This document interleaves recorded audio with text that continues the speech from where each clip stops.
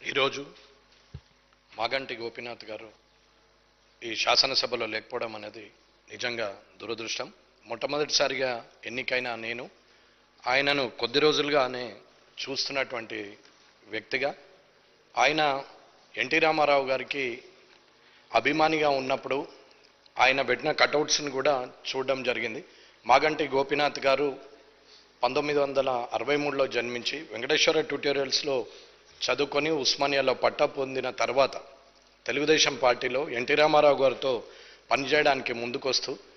విద్యార్థిగా అక్కడే తెలుగు దేశం యువజన విభాగానికి ఉంటూ హైదరాబాద్ అర్బన్ డెవలప్మెంట్ అథారిటీలో ఆయన సభ్యుడిగా కొనసాగుతూ, అలాగే 2014 వరకు రాజకీయాల్లో సుదీర్ఘంగా ఉంటూ 14లో మొట్టమొదటిసారిగా ఈ శాసనసభకు ఎన్నికై 2018లో తిరిగి మరొకసారి 2023లో మూడవసారి హ్యాట్రిక్ చేస్తూ ఈ శాసనసభలోనే ఆయన 3 సార్లు గెలిచిన వ్యక్తిగా నిలుస్తూ జూబ్లీహిల్స్ నియోజకవర్గానికి ఎనలేని సేవలు చేస్తున్నటువంటి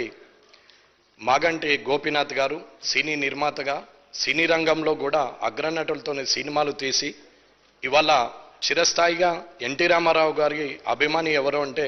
మాగంటి గోపీనాథ్ గారనే పేరు ఉండే పరిస్థితిలో, అలాగే రాజకీయంలో కూడా ఆయన చిరస్థాయిగా ప్రజల గుండెల్లో నిల్చుండిపోయి ఆనాడు ఎన్టీ రామారావు గారితో రాజకీయ అరంగేట్రం చేసి ఇప్పుడున్న కేసీఆర్ గారితో 10 ఏళ్ళు ఈ శాసనసభలో సభ్యుడిగా ఉంటూ ప్రస్తుత శాసనసభలో కూడా సభ్యుడిగా ఉన్నటువంటి గోపీనాథ్ గారు ఈరోజు లేకపోవడం దురదృష్టకరం. అలాగే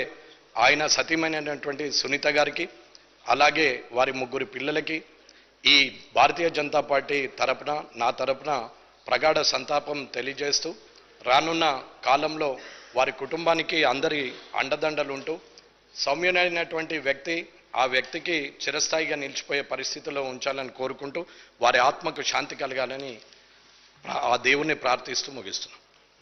I request Sri Ahmad bin Balala. शुक्रिया स्पीकर साहब। आज जो